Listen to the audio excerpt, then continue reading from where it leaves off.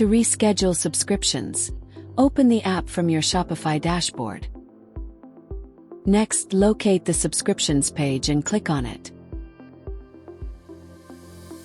Then, open the subscription contract you want to reschedule. Now, click the edit icon in the top right corner of the next order date section.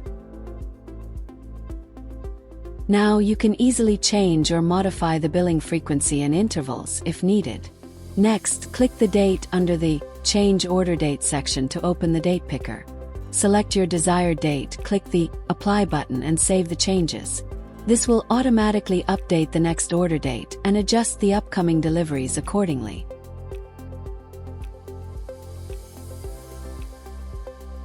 To reschedule a specific upcoming delivery, click the three dots next to it. Select the Reschedule option, then choose your desired date using the date picker and click the Apply button.